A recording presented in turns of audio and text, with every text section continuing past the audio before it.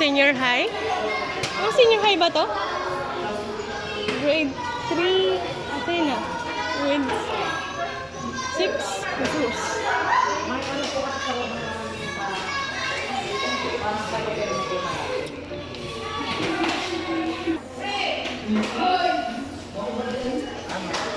Thank you. Oh.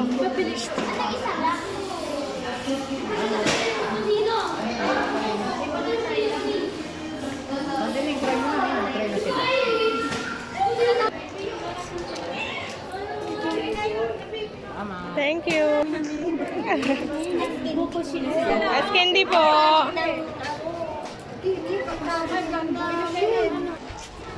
Ay, konti na lang. Ilan na lang natira? As candy po. Bili po kayo. Tigden lang. Meron po siyang marble sa yung alam niyo yung sago na medyo mas malaki.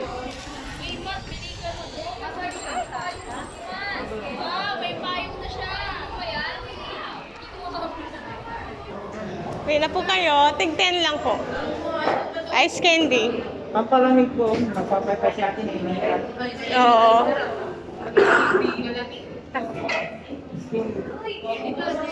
Bili na po kayo. 10 piso na lang po. 10 lang. May marble sa salot. Alam niyo yung sago na ano, na mas malaki siya.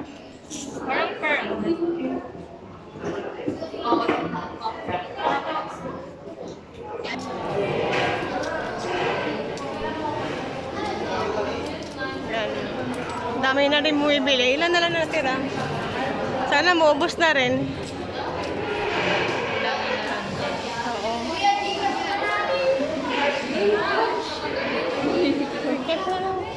Ilak mo.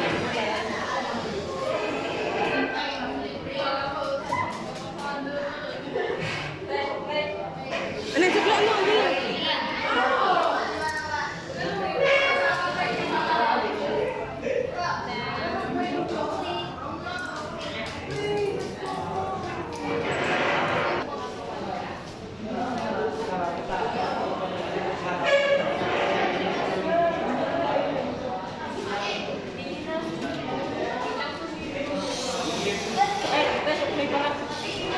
Chocolate daw.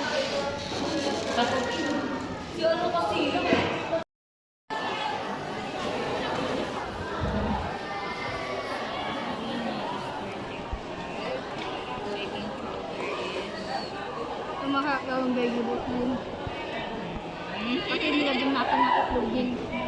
Ano mo? Ano nakakatakot ko ang lang ka. Oo.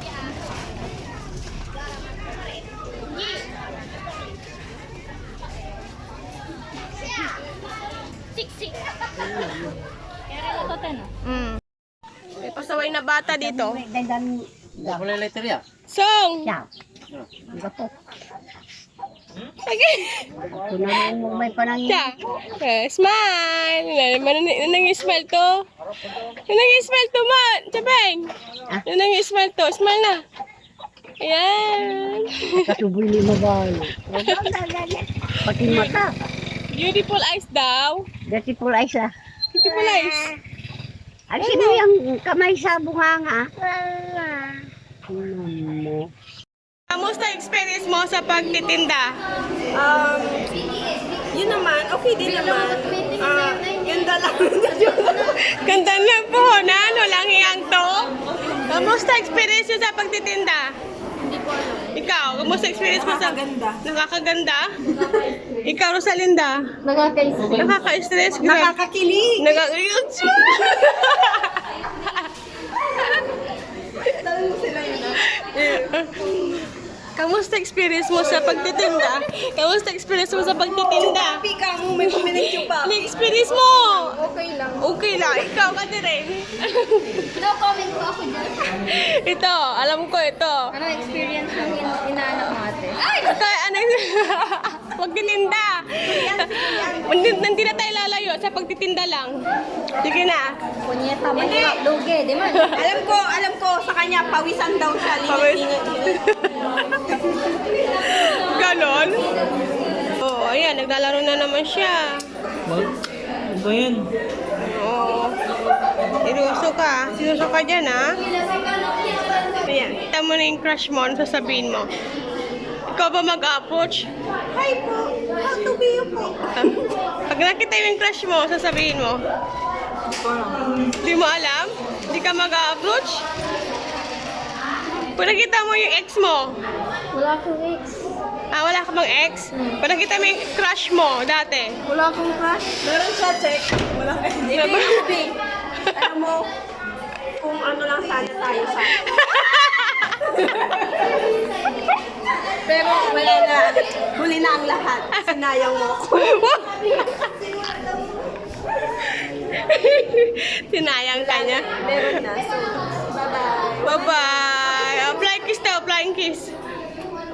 Tapos na yung chapter natin. Wala akong type yan. Tanga Uy! Ay, nag-vlog lang siya! Aming klase ngayon, kaya wala, natutambay lang.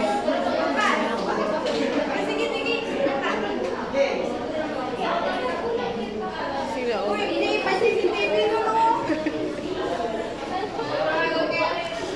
Mga mahilig sa french fries. Mga mahilig sa french fries, yung mga yan.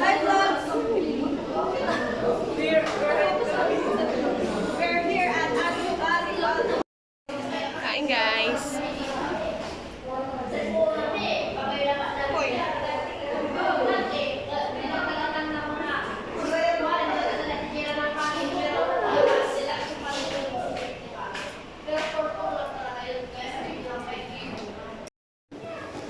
Tapos na ako kumain. Isa pa. Isa hindi pa. Okay.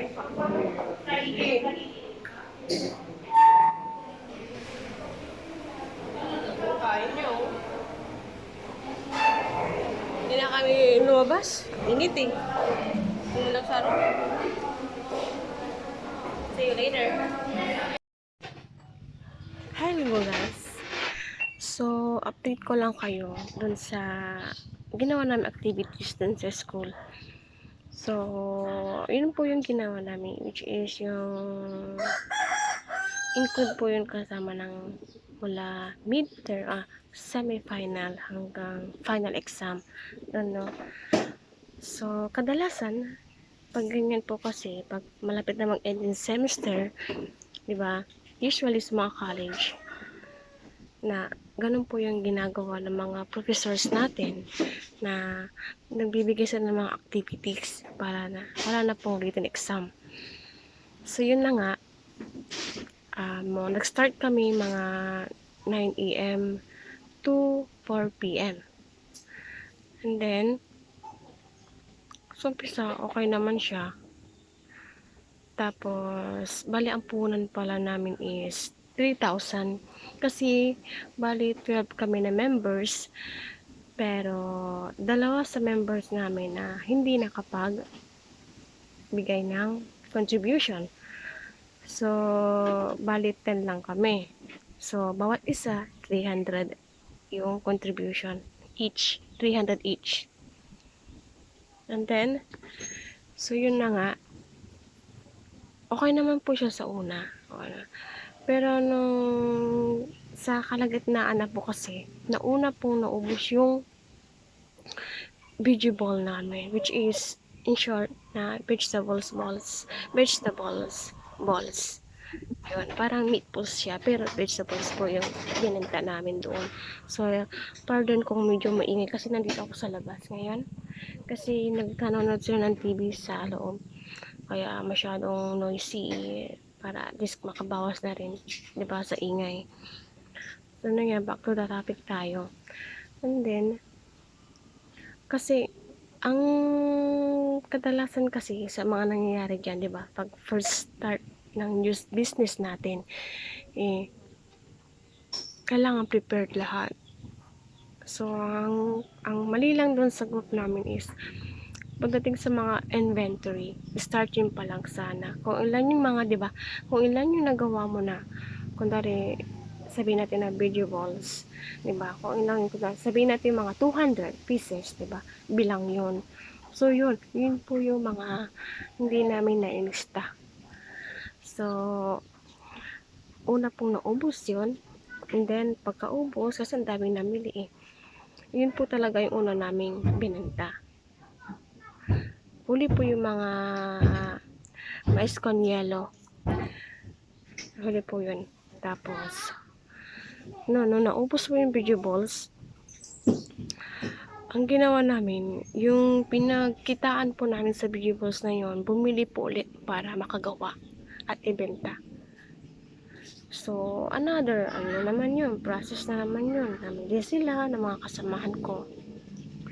And then, habang meron pa naman, kahit konti, tuloy-tuloy pa rin sa paggagawa, pagluluto. Then, sumunod po yung mais con yelo. So, yan na, tuloy-tuloy po siya na ang dami naman po namin customers. Nakikita niyo naman po sa mga videos natin dyan na napapanood nyo. And then, sumunod dun is ice candy. Diba? Nakalimutan ko na yung flavor, basta ice candy po siya. And then, ang ginawa namin kasi, nung dinala po ng isang member namin, so yun na nga, ginawa ng isang member namin, which is yung tawag nilang assistant manager, is magdala po siya ng ice candy. Ewan ko kung ilang peraso yun. Basta, nung tinignan namin, malambot pa siya. So, paano yun? Paano mabibenta yun kung hindi matigas? So, ang nag-isip ako na another option na bumalik siya sa bahay. Sinabihan ko yung manager namin mismo na kailangang ibalik na, di ba, para mas magpatigas pa siya lalo. And then, kung yung mga matitigas pa doon natira sa ref nila sa bahay nila, yun ang dalhin niya para i-canvas namin, ililibot namin sa mga bawat estudyante or bawat classroom as long as walang klase. So, yun po yung ginawa namin. And then, hanggang sa 4 p.m. ending naman is kahit paano nabawi po namin puhunan na 3,000. Pero nga lang, as in, malit lang po talaga. Sobrang liit ng namin, ng tubo namin. 55 pesos. 55 pesos po yung natubo namin. So, parang, okay, inisip na lang namin na as an experience. Diba? Another experience sa amin. Then, at naranasan ako totally, naranasan ko naman na noon na nagtitinda. And then, yung iba't ko din mga kaklase, nagtitinda sila dahil part-time din nila yun, diba? Tapos yung iba, first time din talaga. So, yun, kahit paano, sulit naman. Diba? Yung mga experience namin. Tapos yung mga learnings dyan, diba? Tapos yung mga inventory, kung ano pa yun dyan, pag-computing. So, yun lang po, 3,000 yung puhunan po namin at bumalik naman po siya. Pero yung tubo namin which is 55 pesos.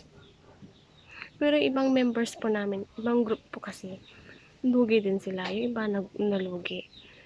Tapos, yung iba naman, nakagroup ko, kumita din sila ng tubo nila is 100 pesos. So, okay na rin yun. Okay na rin yun para din sa kanila. So, yun lang po yung update natin sa mga activities or activity na nangyari, naganap ng mga nakaraang linggo. Yun lang po.